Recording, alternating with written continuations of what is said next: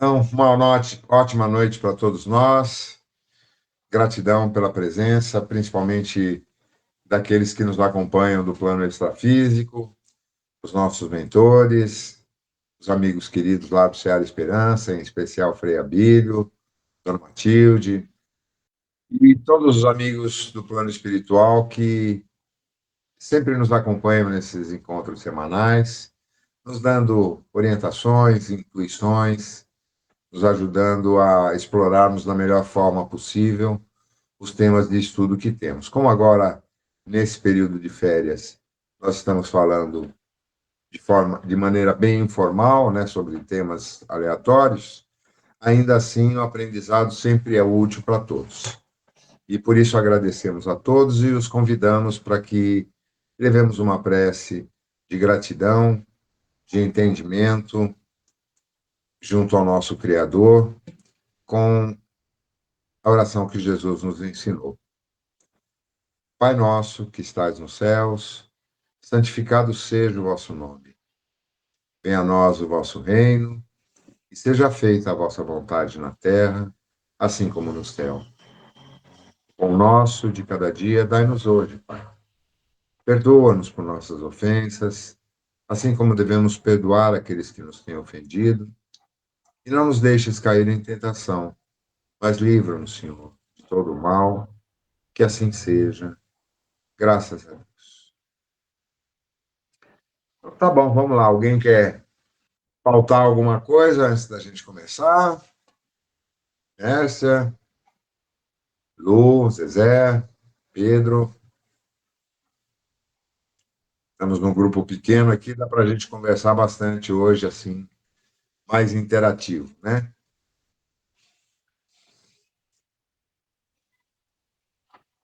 Ninguém quer falar na dica de nada? Não, gente, vamos começar alguma coisa, porque eu não estava na outra, né? Então, eu estou esperando vocês terem alguma coisa para a gente comentar a receita. O Então, nós assunto é, falamos... ô, Lúcia, o assunto é dor, Lúcia. Se você tem alguma, como se diz, alguma opinião mais detalhada, mais formal relacionada à dor, esteja à vontade, né, José? Claro. Já foi postado bastante coisa, né? Desde a semana... Antes da aula da semana... do encontro da semana passada, eu postei um vídeo interessante, que julguei muito oportuno, do Drauzio Varela, falando com um especialista do Hospital das Clínicas, um especialista em fibromialgia. Várias, a Mônica, principalmente, também comentou algumas coisas. Olá, Cris, boa noite, querida. Oi, boa noite a Tudo todos. bem? Tudo bem? A Mônica não está podendo nos acompanhar, porque ela está fazendo um tratamento continuado e ocorre exatamente às terças-feiras, mas ela postou bastante coisa, tanto sobre experiências pessoais dela, né? Tanto no campo clínico mesmo, quanto no campo da mediunidade.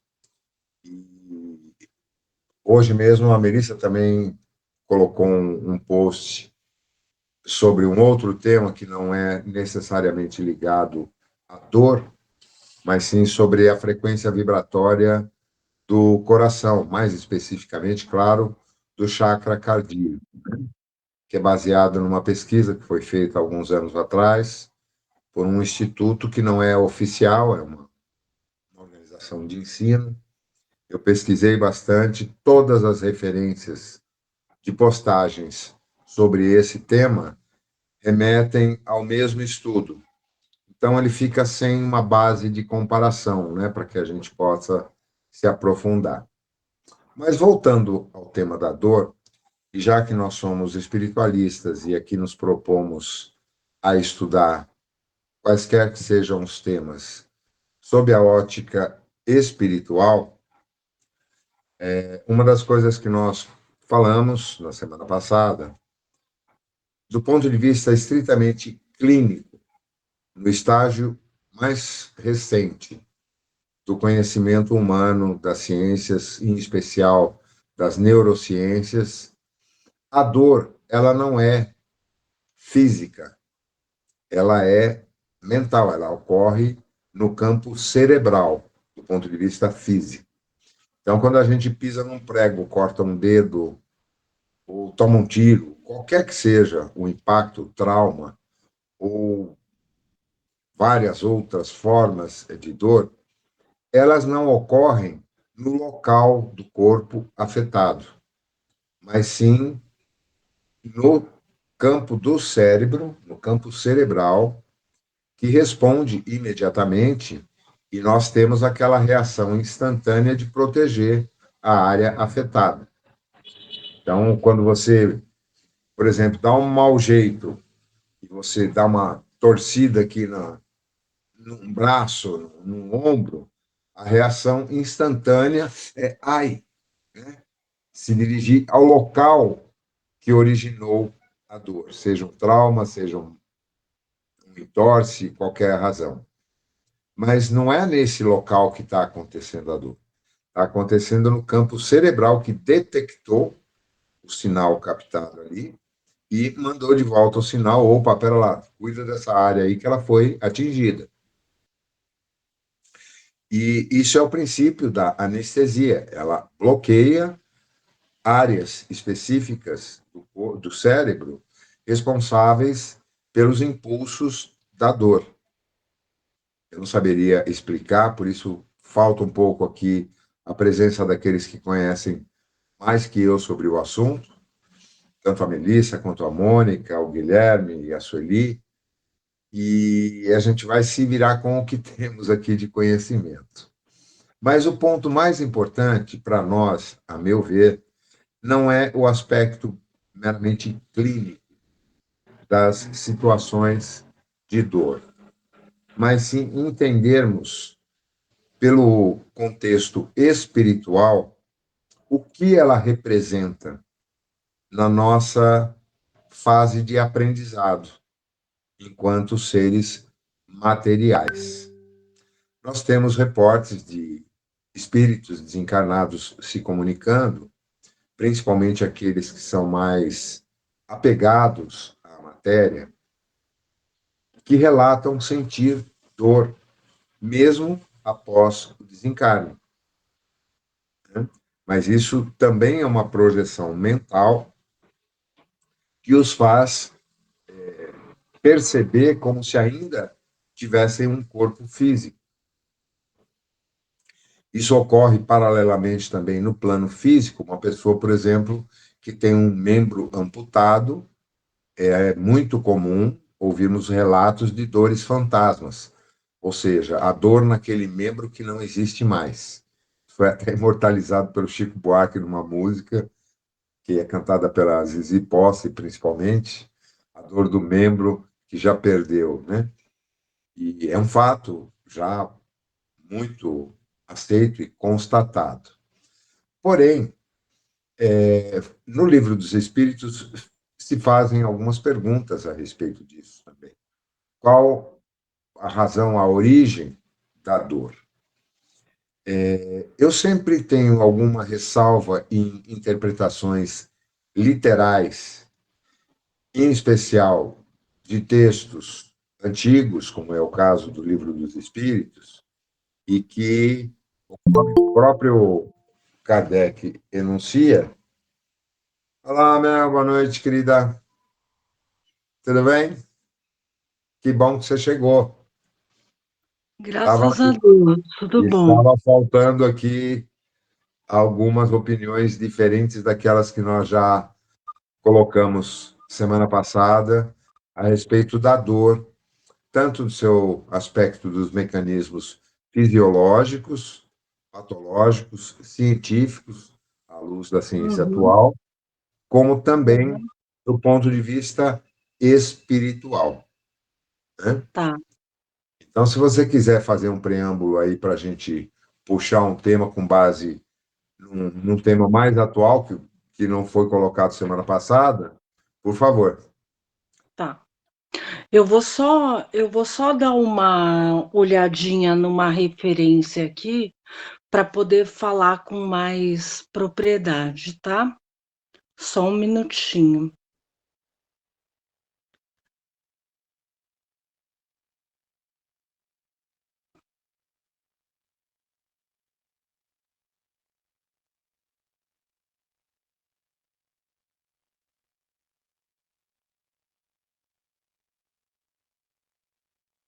Tá. Então, sobre a dor, eu não sei o que já foi falado, né? Mas eu acho importante a gente destacar o seguinte: a dor, ela é um fenômeno que ela é basicamente processada pela mente, processada pelo cérebro, embora ela não seja um fenômeno físico sentido pelo cérebro, sentido pelo cérebro físico. Tanto que quando é feita uma cirurgia de cérebro, a pessoa pode ficar consciente, pode ficar acordada, né? Então, porque o cérebro não dói, ele não registra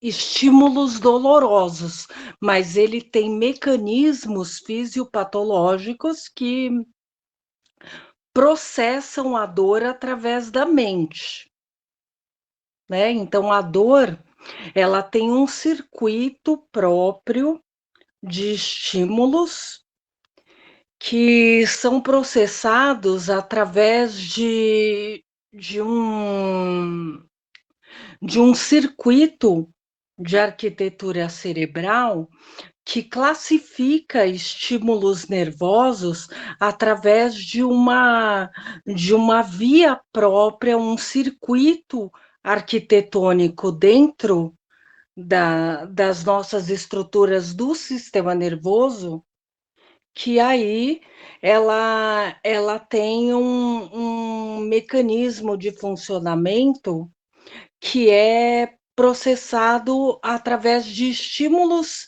diferentes, de acordo com o tipo de dor. Então, se vocês quiserem, a gente pode falar de uma maneira bem abreviada sobre isso, para não ser cansativo para quem não é da área da saúde. Não, isso é legal, é sempre importante. A tua didática é ótima também. Você sabe colocar esses termos de uma maneira bem inteligível. Só para te atualizar em relação ao que falávamos semana passada, a respeito desse ponto, isso foi um pouco abordado por mim, pela Mônica também, e Uhum. mas de uma maneira com uma abordagem própria de cada um de nós, né? E há pouco, antes de você entrar, falávamos sobre esses mecanismos biofísicos, patológicos da dor, que ela é processada no cérebro e a dor em si não é no local que foi eventualmente traumatizado. Você pisar num prego, não é o pé que vai doer. Essa dor vai refletir no cérebro e vai retornar para que a gente instintivamente proteja a área que está sendo afetada, né? E que o processo básico da anestesia já é um avanço da ciência, identificando quais as áreas do cérebro que respondem pelos impulsos e mecanismos da dor, neutralizando-os conforme a necessidade de cada caso. E falamos brevemente também sobre o fenômeno da dor fantasma, que é bastante conhecido, das pessoas que sentem dores em membros amputados. Basicamente, a gente foi por aí, daí para frente é contigo. Eu estou olhando de lado porque a tua imagem aqui está com o microfone num olho e o reverso no outro. Está muito estranho. Ok. Então, eu vou dizer o seguinte, né, que a dor, ela pode ser classificada de acordo com a duração de acordo com o tipo de mecanismo desencadeado e de acordo com a origem, né, de onde ela é desencadeada, né? Então, de acordo com a duração, ela pode ser aguda ou crônica, né? Então, se ela for de curta duração, ela é aguda, e se ela for persistente, com período maior que 3 meses, ela é considerada crônica, né? De acordo com o mecanismo, ela pode ser causada por lesão, ela pode ser causada por uma disfunção do sistema nervoso, tanto central quanto periférico, que é a chamada dor neuropática, né? Ela pode ser uma dor mista, que é, por exemplo, quando existem componentes tanto neuropáticos quanto componentes que vêm de uma lesão. Então, ela pode ser, por exemplo, uma lesão associada a uma disfunção do sistema nervoso. Ela pode ser causada por uma alteração na maneira como o sistema nervoso processa a dor. Então, no caso, por exemplo, a fibromialgia é um exemplo clássico, que o sistema nervoso ele processa a dor de uma maneira diferente, porque é uma dor migratória, e é uma dor causada com uma característica diferenciada, é uma dor com característica neuropática, ora você sente um choque, ora você sente uma queimação, ora você sente agulha ou um formigamento, né?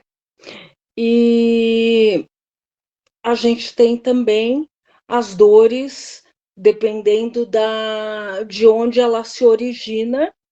Então, a gente tem também esse tipo de classificação. Então, a gente pode ter dor originada em tecidos, como a pele, o músculo, os ossos, as articulações, que são dores bem localizadas, e elas podem ser agudas, latejantes, pontadas, ou pode ser dor visceral, que geralmente são dores em órgãos internos, né?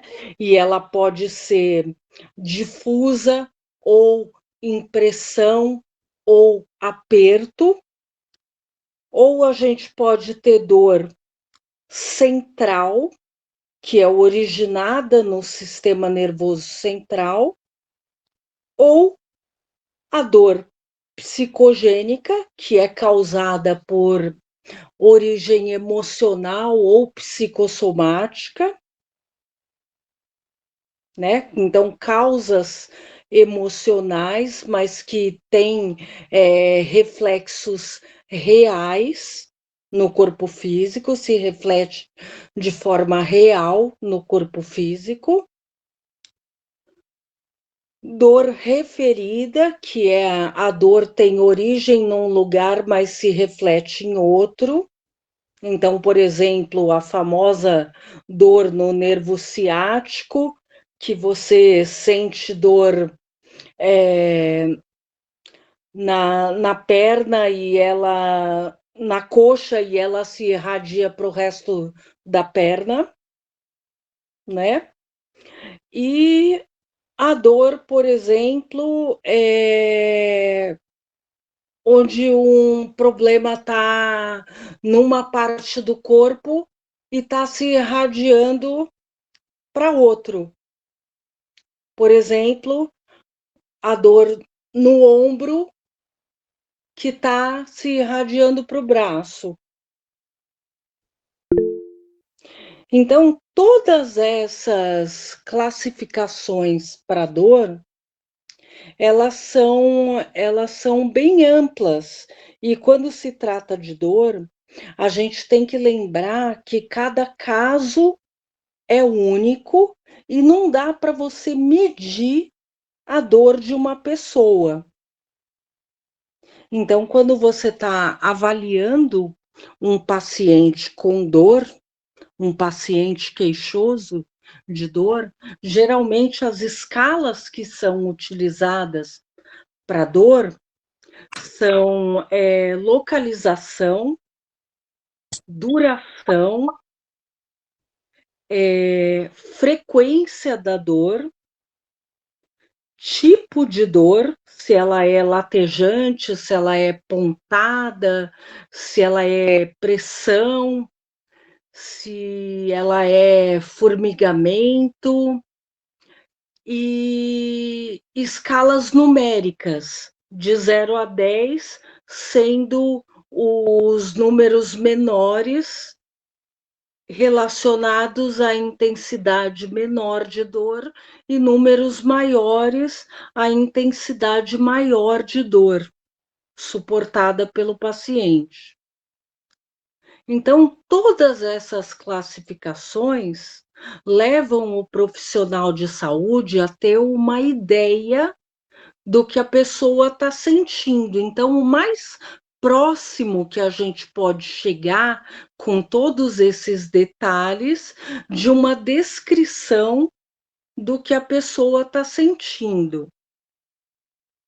E aí, dentro de uma perspectiva mais ampla, do ponto de vista espiritual, a gente junta todos esses detalhes e se lembra de que todas as nossas sensações físicas, elas são causadas geralmente por deformidades, por mazelas e por, digamos assim, entre aspas, defeitos a serem corrigidos nos nossos corpos espirituais, que são causados por falta ou por excesso de energia que são acumuladas nos chakras e que extravasam para o nosso corpo físico através dos sintomas. Então, apesar de ser uma explicação muito simplista, muito grosseira, dá para a gente ter uma ideia do quanto os nossos corpos espirituais têm um papel importante na filtragem das energias que a gente acumula enquanto espírito numa experiência dentro da encarnação. Só para a gente ter uma ideia,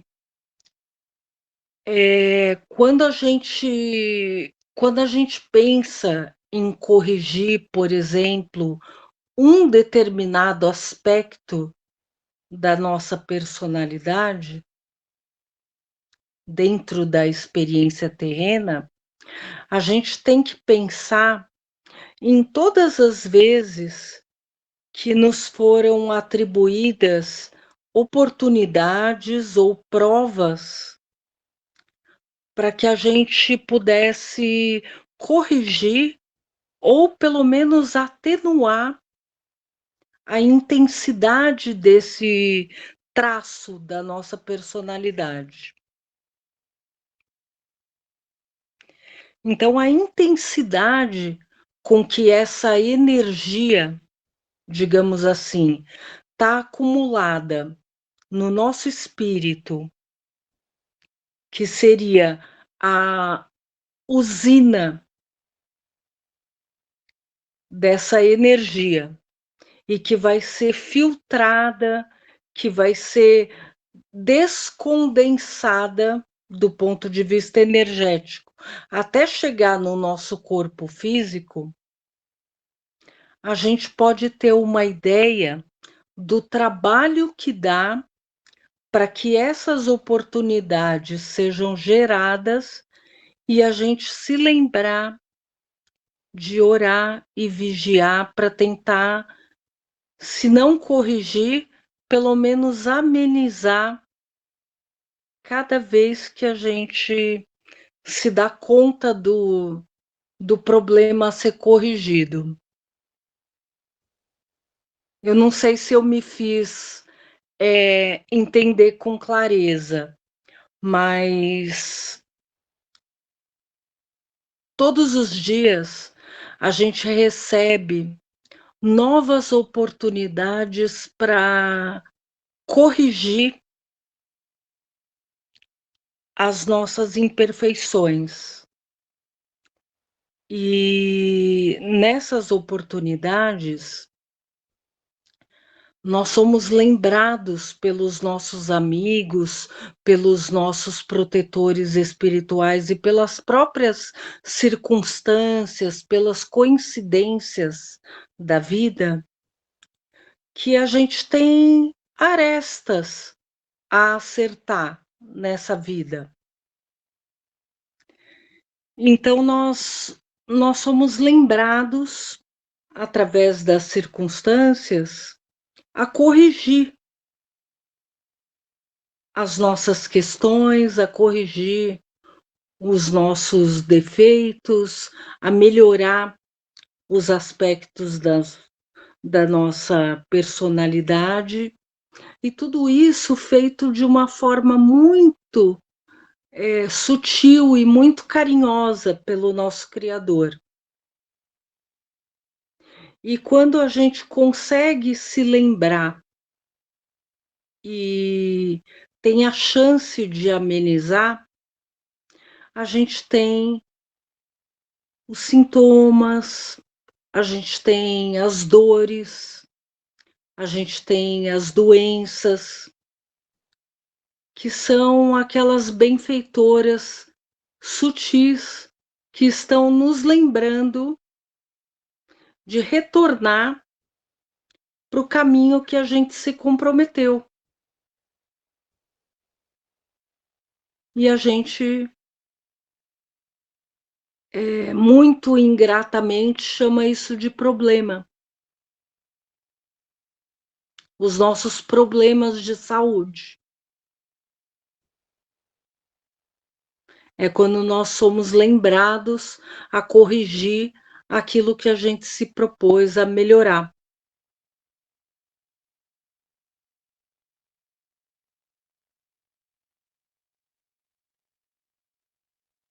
Todas as nossas dores, elas são excelentes lembretes e excelentes companhias para nos lembrar que nós precisamos de autoconhecimento, de autocuidado, de autoperdão. E essas oportunidades, elas são bênçãos na nossa vida. Elas são a oportunidade de fazer pequenas pausas para nos conhecermos melhor. E muitas vezes a gente desperdiça, a gente ignora, a gente acha que vai passar, que não há motivos para preocupações.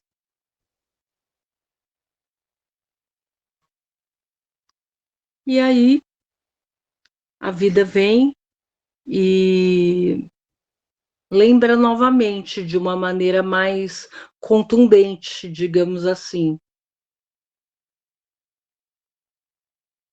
para que a gente realmente faça uma pausa forçada.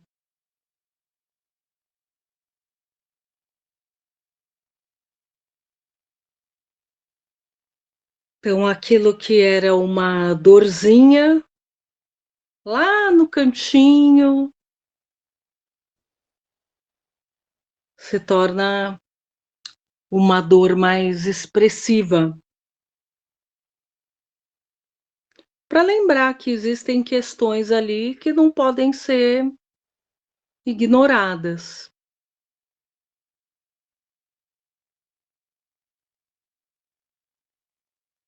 Por isso, a gente precisa estar mais atento. E acho que esse tipo de contribuição com o nosso autocuidado, com o nosso autoconhecimento e com o nosso autoamor, que a gente precisa dar um pouquinho mais de atenção nesse momento. Porque tudo está mudando muito rápido, o mundo está se transformando numa velocidade muito acelerada e a gente está deixando escapar pequenos detalhes que merecem a nossa atenção. Depois eu vou, depois eu faço, e muitas vezes não dá tempo de ter o depois.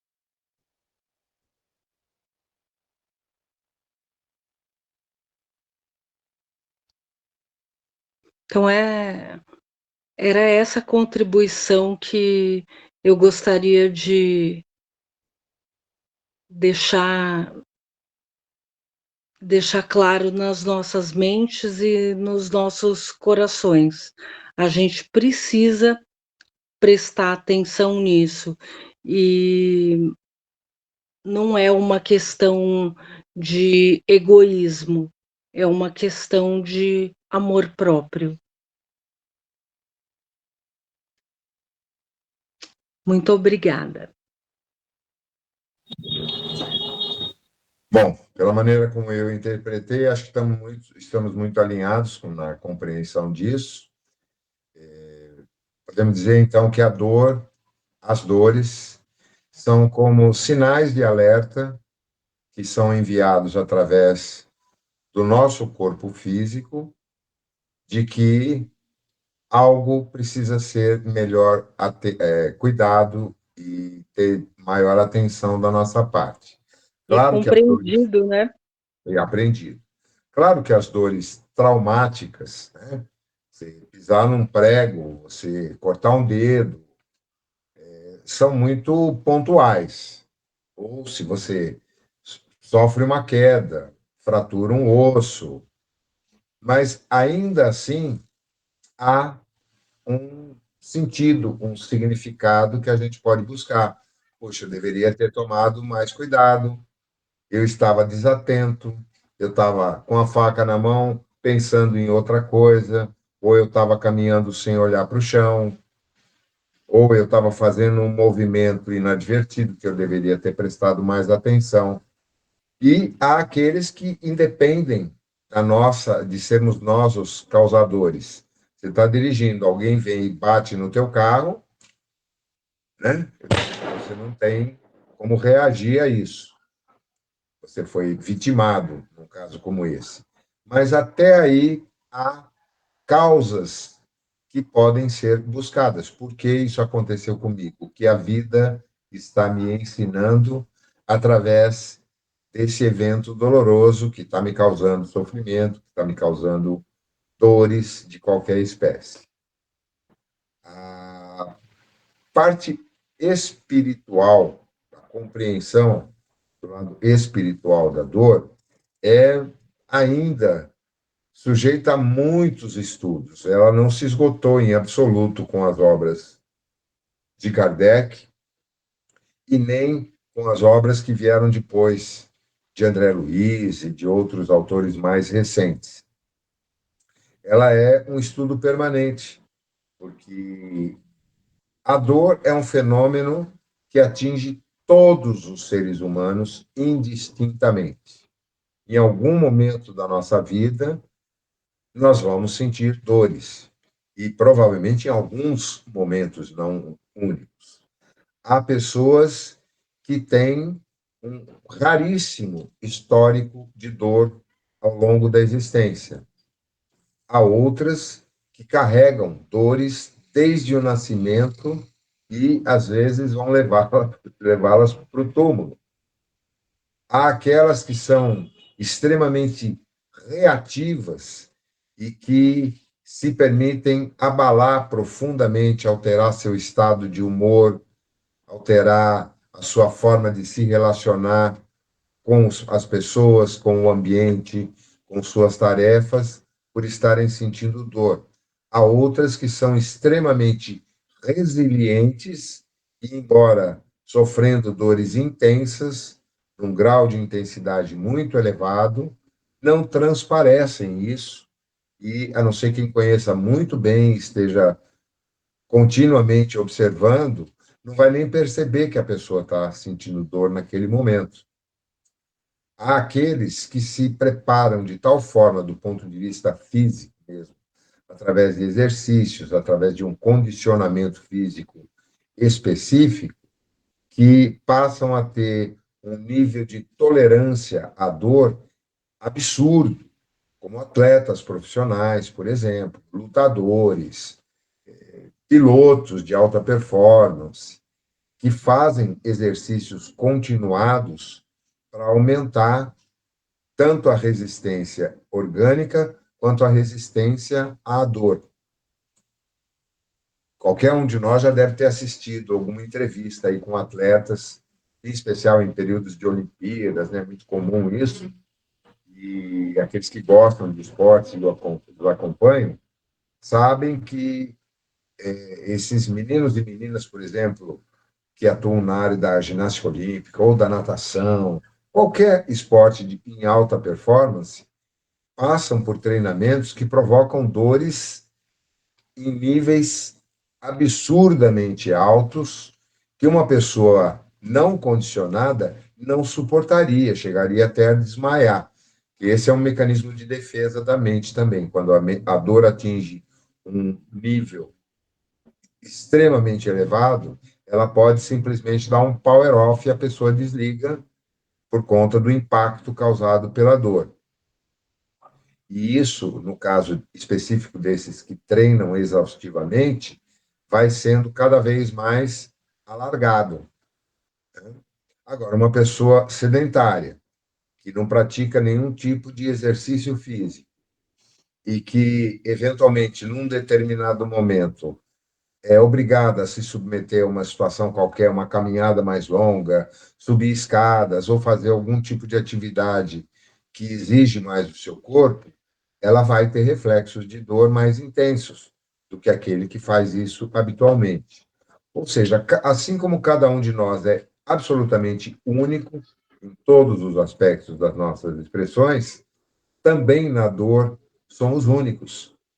E isso nos leva a refletir sobre a importância de termos um respeito profundo pela dor do outro.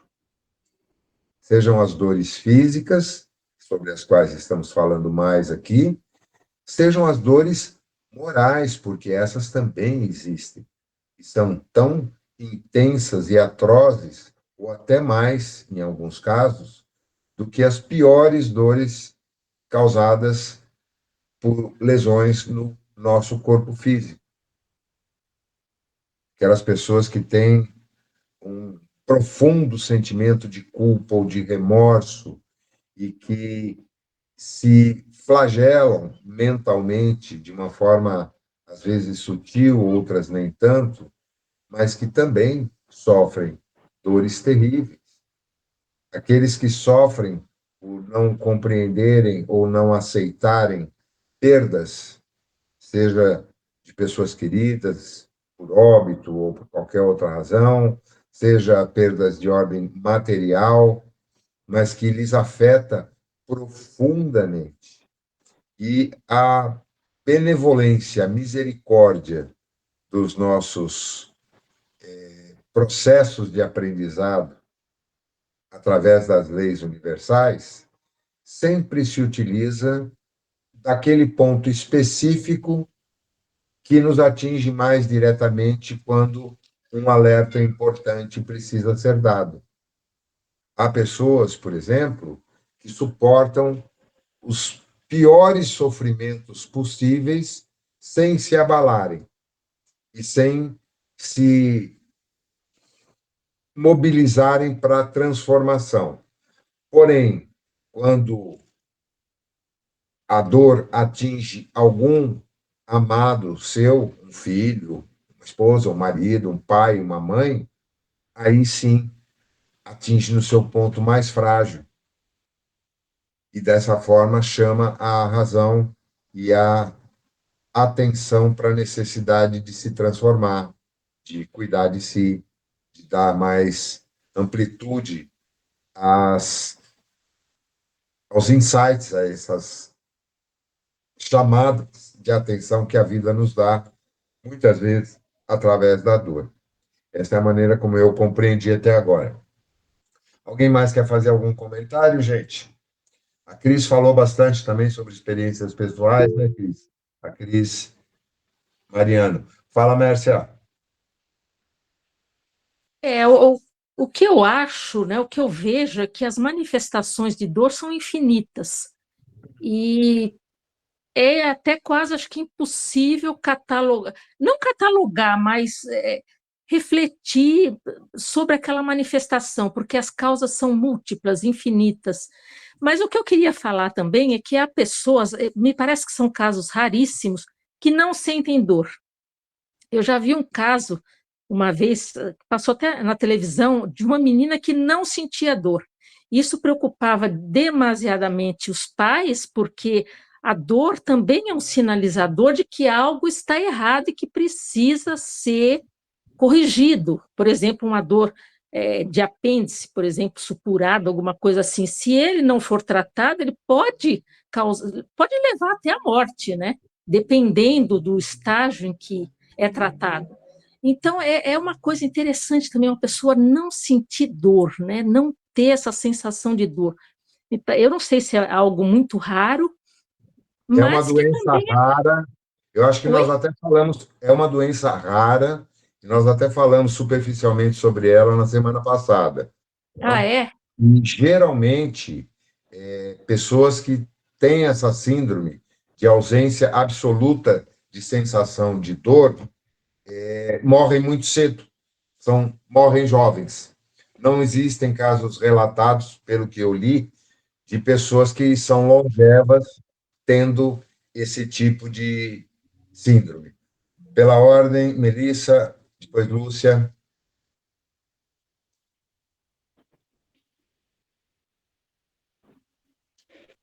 Fala, Mel. Então, Mércia, existem pessoas que são autistas que têm transtorno de processamento sensorial. Então, algumas delas não sentem realmente dor, têm uma sensibilidade muito baixa para dor, não sentem frio, né? E isso preocupa realmente os pais, porque a criança às vezes não sabe falar, não consegue falar, então os pais não têm como saber quando que a criança tá sentindo frio, não tem como saber quando a criança está sentindo dor, porque ela se machuca e não fala, não sente nada. Então é realmente bem difícil. E existe mesmo casos também de adultos, porque essas crianças crescem, né? E essas alterações do processamento sensorial acompanham a pessoa pela vida toda. É bem complicado mesmo. Eu não sei o nome dessa síndrome, mas é fácil da gente pesquisar. Mas Transtorno de processamento sensorial. não sei se eu acho que eu li com outra nomenclatura, mas eu acho que se refere à mesma coisa. Fala, Lúcia, você já chegou em casa? Eu já cheguei, acabei de comer minha tapioca. Eita, coisa boa! Deu Ai, água na muito boca agora. bem, chegar e comer é muito bom. Olha, então, é o que acontece. Hoje, quando eu estava vindo do trabalho para casa, eu estava conversando com uma menina que trabalha, menina mesmo, que trabalha comigo exatamente sobre dor. Mas por incrível que pareça, começamos a falar sobre dor, porque o menino reclamou de dor. Aí eu falei assim, tô com dor de cabeça. Eu falei assim, toma um comprimido. Ai, porque eu preferia não ter cabeça. Eu falei assim, pensa no que você disse, porque isso aí é muito sério, né? O que você está falando, porque tem tantas pessoas que gostariam muito de ter uma cabeça e não tem, mas uma cabeça, eu quis dizer, no sentido de cérebro, de ser um ser pensante, e que tem pessoas que gostariam que não são. E aí, o que que a gente levantou a questão? Inclusive, a Melissa falou, e falou assim, não, entra na questão também das dores emocionais, que eu falei assim, gente, às vezes a gente fala assim, nossa, eu tô morrendo de saudade, mas por incrível que pareça, eu até comentei, eu falei assim, para mim, uma das maiores dores que eu já tive na minha vida, e graças a Deus agora amenizou muito, muito, muito, é saudade. Eu falo assim, gente, saudade dói, porque eu lembro que quando eu estava numa sessão de apometria, alguém virou para mim e falou assim, mas qual o seu problema? Eu virei e falei assim, eu tô morrendo. Aí ele falou assim, morrendo? Eu falei assim, eu tô morrendo de saudade. E é tão engraçado que você fala assim, que estranho, aquela sensação que parece que tem alguma coisa apertando dentro do seu peito, mas a sensação que eu tinha, de verdade, eu estava sentindo saudade, ok, mas era uma sensação física. E assim, uma sensação física, dolorida mesmo, e o pior de tudo, que daí a pessoa vira e fala assim para você, de quem? Não sei. Gente, eu falei assim, olha, é tão bom você falar assim, eu tô com dor de cabeça, você vai e toma um comprimido para dor de cabeça. Meu dente tá doendo, você vai no dentista e resolve. E quando você sente uma dor que você não sabe de onde vem, nem por que vem, mas ela tá ali. Aí, graças a Deus, a minha dor, ela teve um porém. Eu fiz a sessão de apometria, falei com algumas pessoas, recebi uma psicografia, e isso é o que tem me ajudado, assim, muito, porque eu passei, assim, muito sufoco por conta dessas sensações de saudade, mas era assim, de virar e falar assim, gente, por incrível que pareça, eu só pensava assim, gente, eu vou morrer de saudade. Olha que engraçado. Você fala assim, como é que pode um sentimento doer tanto, tanto, tanto, né? É isso aí. Saudade do filho que ainda não nasceu. Isso é uma expressão, inclusive, de uma música também. Eu estava me lembrando no último sábado à noite, nós fizemos um arraial aqui perto de casa, né, num parque público aqui, e tinham muitas crianças, dezenas delas, correndo, brincando, balanço, gangorra, escorregador. Foi chegando à noite, como hoje, a temperatura cai. E essa molecadinha, 8, 10, os maiorzinhos deviam ter uns 12, 13 anos, a maioria menos do que isso, descalços, alguns de camiseta de manga curta, outros sem camiseta, pisando na terra fria, correndo para lá, correndo para cá, deitando no chão, rolando. E eu fiquei pasmo. Eu falei, gente do céu, cadê as mães dessas crianças? Aí chegou um casal de amigos com um filhinho de 3 anos, botou o moleque no chão. A primeira coisa que ele fez foi arrancar a jaqueta.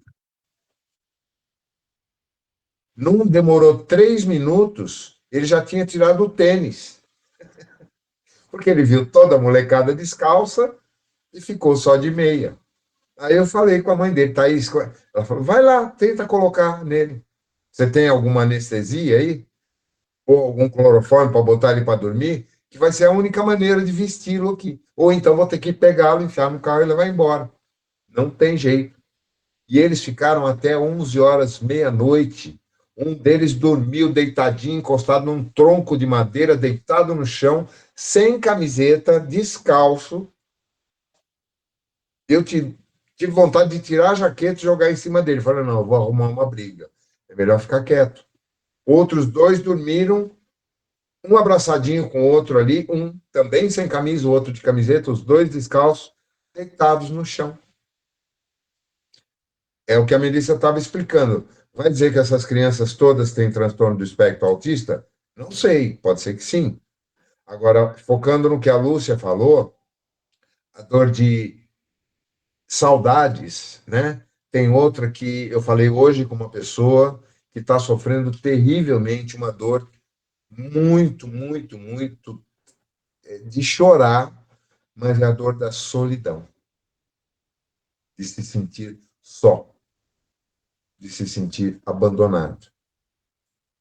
Essa talvez seja uma das piores dores que um ser humano pode experimentar, pelo que eu tenho estudado a respeito do assunto.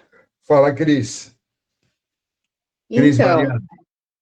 a, a dor de saudade é, assim, inexplicável mesmo.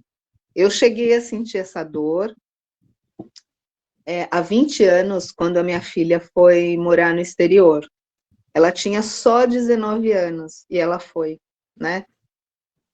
Olha, é uma dor que não dá para explicar, uma dor de saudade, nossa, é terrível. Minha filha mais velha, pensa.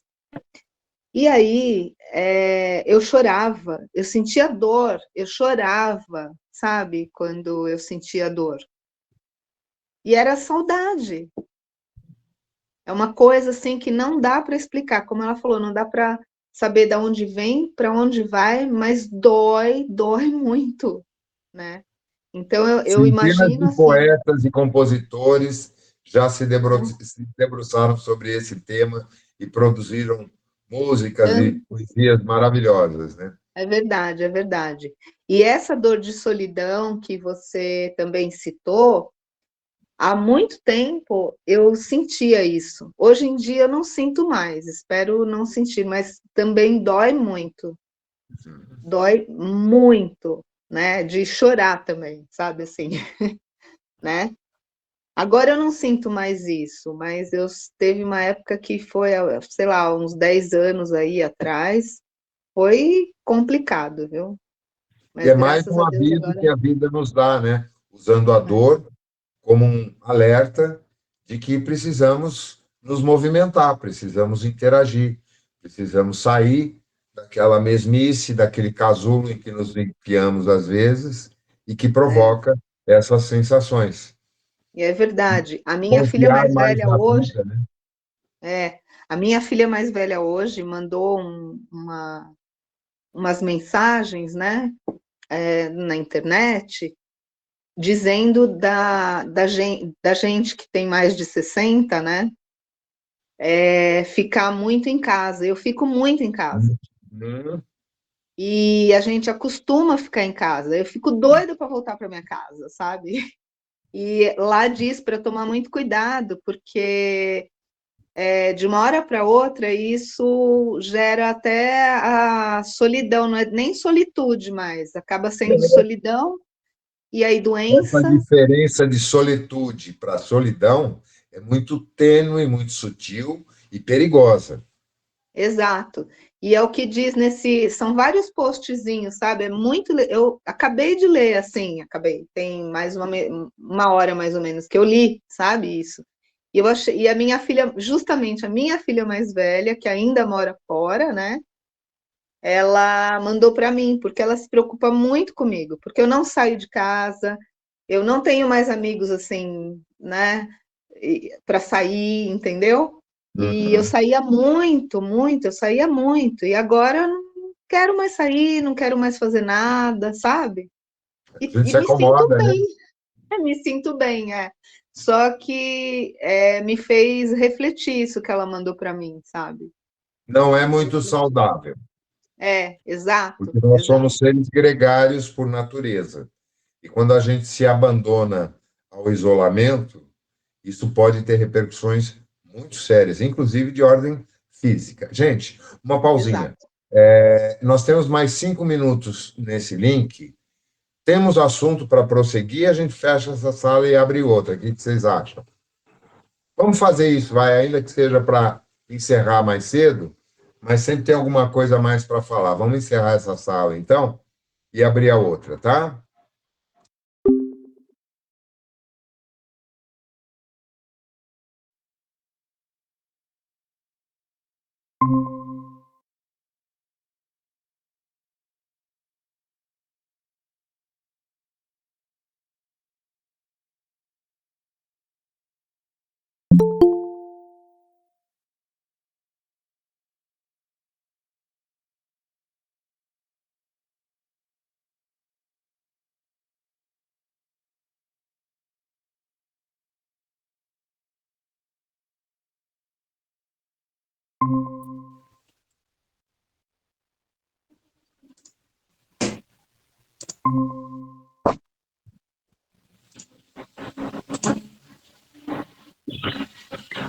Pronto, cá estamos todos de volta. Desculpe, eu te interrompi, Cris, mas pode prosseguir se você tiver algo mais para falar sobre isso. Esse é um ponto importante, que não se dá muita atenção a esse fato, apesar que ultimamente tem havido movimentos importantes aí por parte de psicólogos, de médicos, e também no campo da espiritualidade, de chamar a atenção das pessoas para esse cuidado de não se permitir levar pelo isolamento, porque isso acaba tendo consequências sérias, muito sérias. Eu presenciei um fato muito doloroso de uma pessoa que eu não conheço, aqui a 100 metros de casa, no caminho que eu faço para ir para a academia, tem 2 sobrados em fase final de acabamento, e toda manhã, quando eu passava lá, eu vejo um japonês, devia ter lá, não dá para distinguir a idade, seus 60 anos, sei lá, alguma coisa parecida. Sempre fazendo alguma coisa, ou estava pintando, ou estava consertando um piso, tal. E eu sempre cumprimentava ao passar, bom dia, ele olhava e não respondia. Quase ninguém da vizinhança conhece, nem sabia o nome dele. A única coisa que eu, comentando com vizinhos tal, é que o pai dele havia morrido, talvez ao ano passado, ou coisa parecida. Bom, resumo da ópera. Meu primo, que mora aqui ao lado, estava voltando à noite, não sei da onde, encontra o portão da casa, passando em frente, o portão aberto, e esse cara caído no chão, com uma chapa de madeira ou alguma coisa que possivelmente ele estava carregando para colocar na calçada. O menino ficou meio cabreiro, aí passou um guarda noturno, ele chamou, porque já era bem tarde. Foram os dois olhar. O cara já estava com as extremidades todas arroxeadas, os lábios, as pontas dos dedos, tal, morto. Chamaram o SAMU, ficaram lá esperando até que chegasse. Chegaram, não, ele já morreu há mais de 1 hora. E aí, como é que faz para avisar a família? Ninguém conhece. Ninguém sabe quem é o cara. Eu nem sei como foi o desdobramento disso. Eu só sei que alguns dias depois eu vi pessoas, pedreiro, trabalhando lá, colocando andame e tal, para possivelmente terminar o que ele estava fazendo sozinho. Mas ninguém daqueles com quem eu conheço aqui do bairro, que eu convivo há mais de 50 anos, tem maiores informações a respeito dessa pessoa. Ou seja, era um solitário. Era alguém que não se comunicava, possivelmente. Quantas pessoas assim não existem na nossa sociedade? Nós vimos, durante a pandemia, isso se evidenciou muito, principalmente na Europa. Muitas pessoas foram encontradas mortas dentro de casa porque os vizinhos sentiram o cheiro do cadáver em decomposição. as portas tiveram que ser arrombadas para encontrar a pessoa morta lá dentro. Às vezes até com animais domésticos, também mortos, claro, porque não tinham mais o que comer. Aqui em Santa Catarina, uma senhora foi encontrada, caso trágico, dentro de casa, ela tinha cães, os cães devoraram o cadáver, porque ela parou de alimentá-los, eles começaram a comer o corpo dela. São casos, assim, extremos, mas que, em forma menos dramática, ocorrem muito mais do que a gente é capaz de imaginar. Então, o isolamento nunca é saudável. Eu trabalho em home office há mais de 15 anos, mas eu me obrigo a, uma vez por semana, pegar o carro e ir até a empresa, lá em Santana de Parnaíba, para bater papo furado, para almoçar com eles, conversar um pouco. Eu saio, vou na academia, que é aqui do lado de casa, converso com pessoas no caminho. Às vezes eu estou aqui meio que emburrecendo e começando a ficar meio tonto. Falo, opa, peraí, eu saio, vou dar uma volta no quarteirão.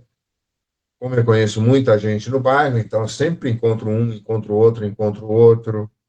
Quando eu lembro de alguma pessoa, às vezes pessoas até com quem eu não converso há muito tempo, eu não mando mensagem, eu ligo.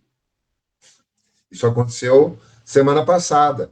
Eu lembrei de um cara que é um cliente meu de muitos anos, tem uma gráfica grande ali na Vila Olímpia, e que eu convivi muito tempo com ele, visitava com frequência e tal. E, ultimamente, como os negócios, praticamente todos eles se resolvem por internet, né, pelos meios eletrônicos, há tempos eu não falava com ele.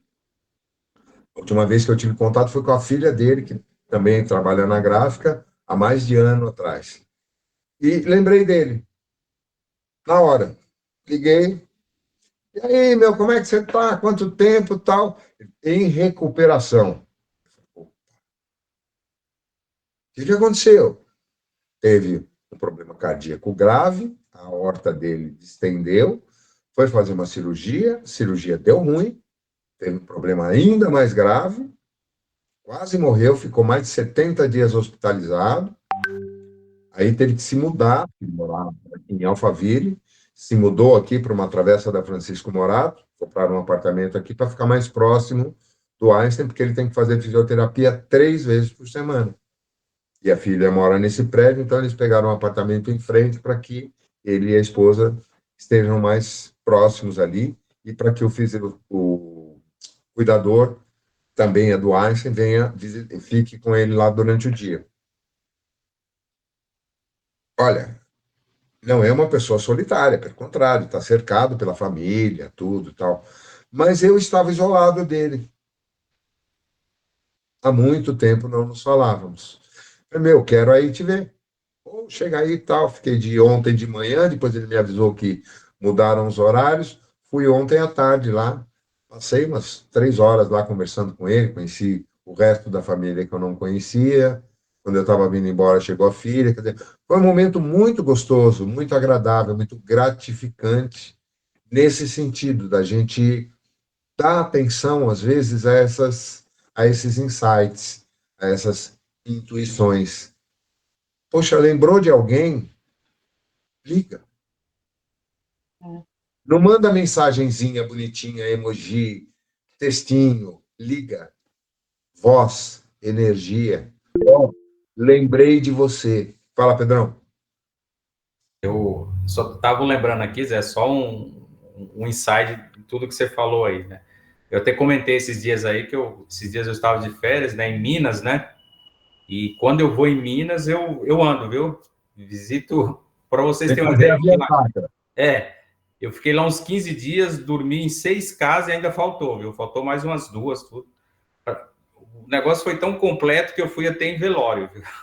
Uhum. Aí eu fui no velório do marido de uma prima da minha mãe, e ele mora, e essa pessoa morava uns 4 quilômetros do local onde eu estava, né? Onde minha avó morava, né? Então, era marido de uma filha, de uma irmã da minha avó, né? Então, a irmã da minha avó, quando estava doente, ficava lá com essa filha, né? E eu visitava ela, né? Porque para mim, tinha mais ou menos a idade da minha avó, eu gostava muito de bater papo com ela, ia lá, ela estava em cadeira de roda, ela veio a falecer e mesmo assim eu visitava o casal. Ia lá na casa dessa prima da minha mãe, conversava com ela, com o marido, né? E o ano passado, inclusive, eu fui lá, conversei com essa prima da minha mãe, com o marido dela, tudo. Tem filha casada já, tudo.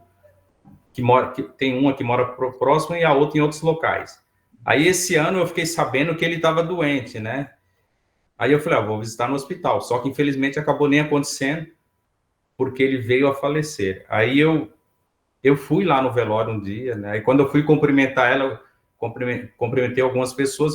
Quando eu fui cumprimentar a prima da minha mãe, ele olhou para mim assim. Eu na hora, vi que foi um sentimento de gratidão. Ela falou assim, você não falha mesmo, né? Você vem visitar a gente. Né? Mas eu vi que não foi num ar de tristeza, não, foi num ar de gratidão. E eu fiquei muito feliz com isso.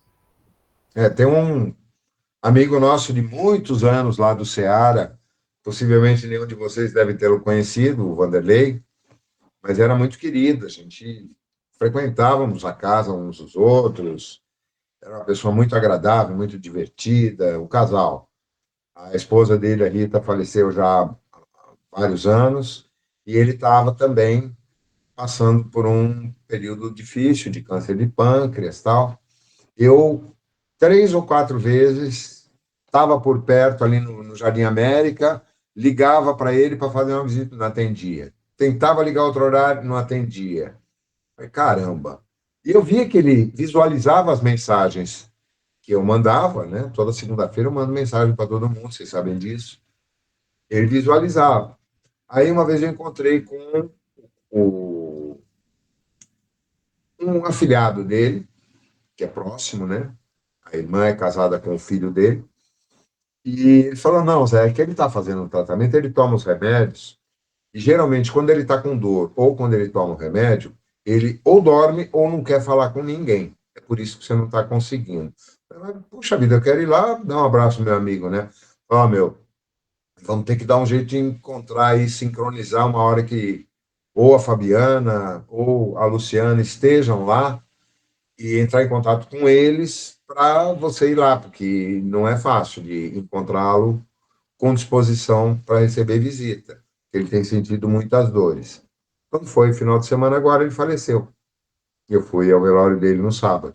Aí conversei, família toda, tal, fiquei sabendo que realmente esse processo se estendeu praticamente pelo último ano e meio de vida dele. Parte em decorrência das dores causadas pela doença, parte por um certo morrer de saudade, como a Lúcia colocou, porque desde que a Ritinha se foi, ele mudou totalmente, ele se sentiu muito sozinho. Eles eram um casal, assim, foram primeiros namorados uns dos outros, desde adolescentes, e nunca desgrudaram do outro, viveram uma vida muito legal, assim, como casal, tal. E a doença dela foi bem longa, né? Teve anos, câncer no seio, mastectomia, depois no outro seio, depois metástase. O processo foi doloroso, nós acompanhamos de perto, estávamos sempre com eles nesse período, até que ela se foi. E depois que ela se foi, é como se a vida dele tivesse perdido o sentido e a razão. E aí ele se entregou um pouco também. Eu cheguei a conversar com ele algumas vezes, após esse período, durante o período de luto ainda, e até alguns anos depois, mas o luto não acabou. Ele continuou vivenciando o luto até o final. E no finalzinho, a filha dele postou, inclusive, um vídeo no Facebook semana passada, ela, o marido dela e o neto no quarto com ele, cantando e ele cantando junto. Foi uma surpresa, porque ele estava quase que sem voz já, tão fraco. Mas naquele momento ele encontrou forças para cantar junto com eles ali, alegre, sorrindo e tal. E foi na véspera do óbito dele. E ele falava, Ritinha, já estou indo, me espera, eu já estou indo. Se não for hoje, vai ser breve. Falou isso várias vezes ao longo das últimas semanas, antes do óbito dele. Então, sob determinada ótica, né, muito romântico, muito bonito, puxa, que amor lindo. Mas será que é mesmo? Eu não vejo o amor como algo que necessariamente tenha que fazer as pessoas sofrerem, principalmente quando há uma ruptura, ou pela morte, ou por uma separação.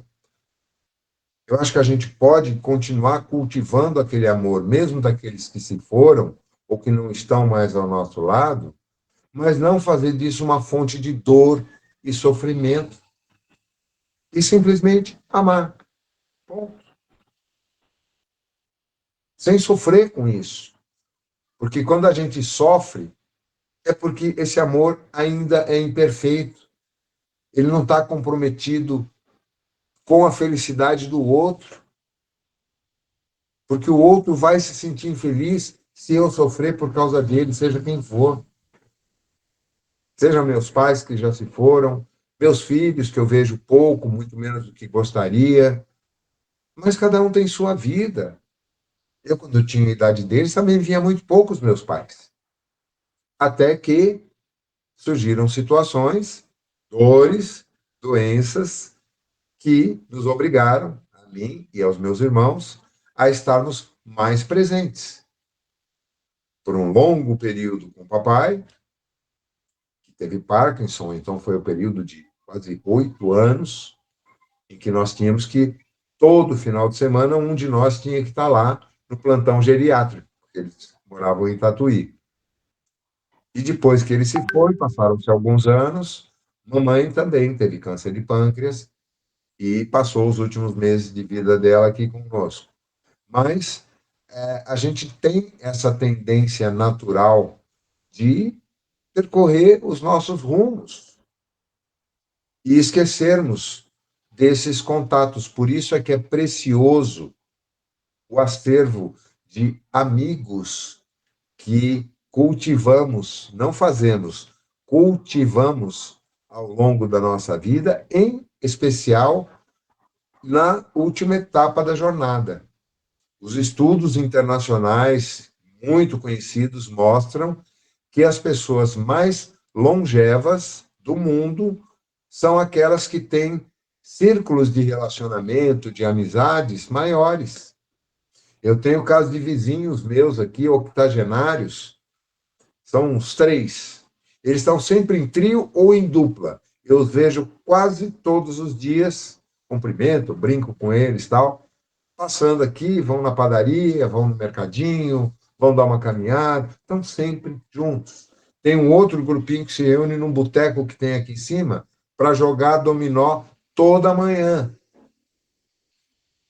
Tem uns que mamam. Eu chego lá, estou indo para a academia, 9 horas da manhã, ele já está com um copo lá de Fanta laranja. Batizada, claro.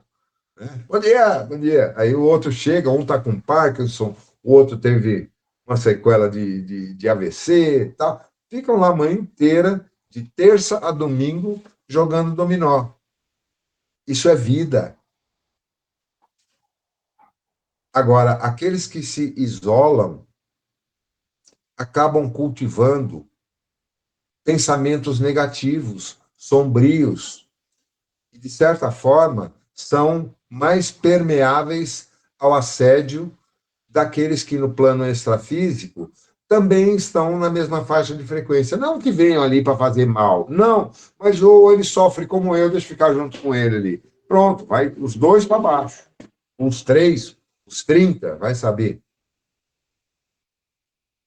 E hoje, com o advento das redes sociais, da internet, a televisão, a gente tem tanta informação que as pessoas acabam confundindo e, de alguma forma, mascarando essa solidão ligado nas telas, para ver o que está acontecendo no mundo, para se distrair, para assistir filme, para assistir documentário, para ver noticiário,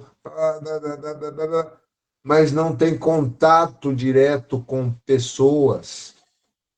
Isso não é sadio. Os jovens também.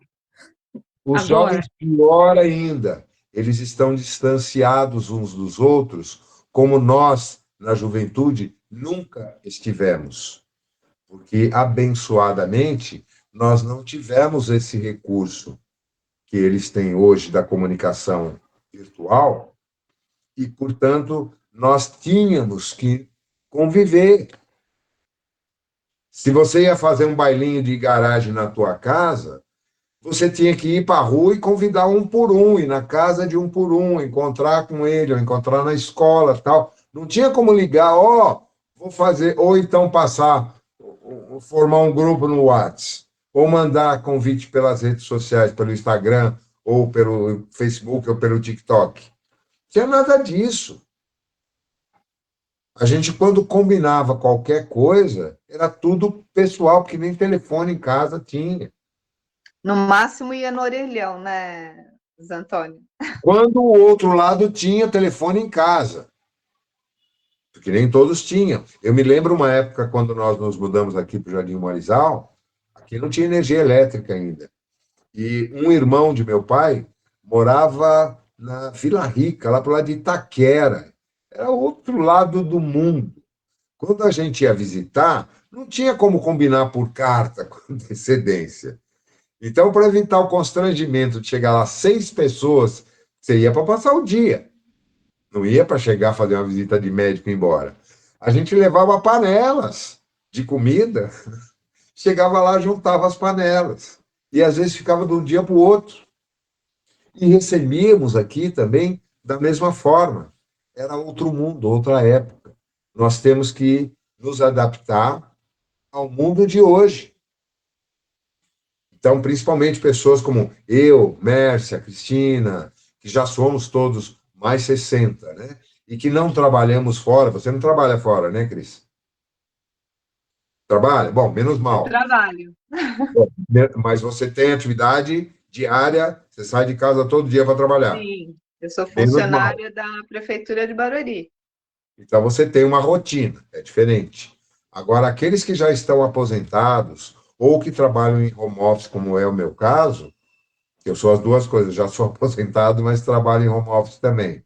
A gente tem que se forçar um pouco a sair da toca. Tudo bem, eu tenho os meus compromissos, eu tenho palestra todas as segundas-feiras, eu tenho esse encontro nosso todas as terças, eu tenho palestras quinzenais a cada às quartas-feiras, mas isso é à noite. Durante o dia, às vezes eu passo o dia inteiro aqui, ou quando muito, falo bom dia para o gato da vizinha, porque nem a vizinha eu vejo, que o gato dela fica no quintal. E às vezes eu puxo a orelha dela também, Antônia, vem, o que é? Não é nada, vamos tomar um café. Ela é mais velha que eu, tem 74, 76 anos, alguma coisa assim. Mas você me chamou só para tomar um café? É. Você não me chama, chamo eu. Aí a gente bate papo, proseia um pouco e tal. Eu vou até a esquina, converso com o vizinho, converso com outro, depois eu volto. Carrego o celular comigo, quer dizer, se alguém precisar falar comigo, eu estou conectado, eu estou online. Para não me isolar. Aqueles amigos que é mais difícil, porque tem atividades diferentes, horários diferentes, momentos de vida diferentes, eu procuro cultivar, e pelo menos uma vez cada 15 dias, uma vez por mês, ou eu vou visitá-los pessoalmente, ou eu faço questão que venham até que me visitem também. Semana passada fui almoçar com um amigo querido que mora aqui em Santo Amaro, também mora só, e vamos comer uma japonesa? Vamos, uma não, vamos pegar duas então, porque uma não vai dar conta para nós dois. Vamos comer comida japonesa, batemos um papo, demos risada. Tem outro que mora aqui pertinho do Taboão, pelo menos uma vez por semana, almoçamos juntos, o outro, e o Rui Takeda também, estou sempre junto com ele. Tem a turma deles lá, a Yakuza do Taboão, a japonesada da Sansui, todos aposentados já. Uma turma muito pânica, só que eles bebem demais e eu não aguento acompanhá-los. Mas é uma farra estar juntos. Eu paro de beber um pouco antes deles, geralmente muito antes, porque não tenho estrutura para acompanhá-los, Mas é muito divertido, é muito agradável, rola um violão, rola bate-papo, pá, pá, pá. É convivência. Isso é fundamental e alivia as dores. Até aquelas dores crônicas. Um tem hemorroida, o outro tem enxaqueca crônica, o outro é safenado, o outro tem prótese. Quando vira o tempo, dói. Mas ali na conversa, no bate-papo, na brincadeira, tal, esquece as dores. Então é importante a gente ter essa noção e, mais importante ainda, a gente estar atento àquelas pessoas que não são próximas, que a gente mal conhece, mas que estão também solitárias. Às vezes tem um vizinho de apartamento ou de casa, às vezes uma pessoa, uma senhorinha, um senhorzinho que a gente vê pela rua aí, toda semana, todo dia a gente encontra, sempre sozinho. Opa, será que não é uma oportunidade que a vida não está dando para se aproximar, se apresentar, conhecer, tentar perceber se a gente não pode dar algo, dar um minuto de atenção para essa pessoa e, eventualmente, receber muito mais do que a gente está dando? Temos surpresas maravilhosas. Quantas eu já tive em situações semelhantes a essas, com pessoas que eu nunca tinha conversado, embora as veja há muitos anos. E, de repente, surgiu um insight, a intuição, e descubro ali uma pessoa fantástica, com histórias incríveis, com uma vontade imensa de se comunicar, mas que não tinha com quem. São privilégios que a vida nos concede que a gente não pode desperdiçar nunca. Muitas vezes, pessoas queridas, das quais a gente se afasta pelas mais diversas razões, ou que se afastam de nós, com ou sem mágoas, ressentimentos, não importa. É normal, a vida muitas vezes nos conduz por caminhos diferentes. Mas é sempre bom a gente dar uma vasculhada, rastrear e, meu, você está vivo ainda? Está tudo bem com você? Não te esqueci não, tá? Continuo gostando de você. Quando tiver afins, cola aí, vamos trocar uma ideia. Isso alivia as dores. São os melhores analgésicos que eu observei ao longo de toda a minha existência. É isso, gente. Alguém mais quer falar alguma coisa? Temos mais 7 minutinhos aqui. Olha, eu achei que ia sobrar tempo, mas não, hein? Tá com 1h23 já de papo. Vamos dormir, que é hora de criança ir para a cama, então? A Melissa já deve estar quase dormindo lá. Então tá, gente. Alguém quer fazer a prece de encerramento? Claro que não, né? Então, mais uma vez, profunda gratidão a todos aqueles que estiveram aqui conosco nessa noite, pelas intuições que nos trouxeram, pelo carinho, pela extrema delicadeza de se fazerem presentes entre nós, ainda que nós não os percebamos com muita clareza. E também ao nosso Mestre Jesus, que certamente faz parte dessa conexão, desse nosso grupo, porque é sempre a ele que nos dirigimos. E também a nossa querida Mãe Maria, que está diuturnamente velando por nós. Ave Maria, cheia de graça, o Senhor é convosco. Bendita sois entre as mulheres, e bendito é o fruto do vosso ventre. Santa Maria, Mãe de Jesus, roga por nós todos, agora e na hora de nossa passagem. Que assim seja, graças a Deus. Valeu, gente, uma ótima noite a todos, uma boa semana. E semana que vem, estamos aí de novo. Boa noite. Boa semana, boa noite. Ótima noite Fiquem a com todos. Deus. Uma ótima semana. Obrigada.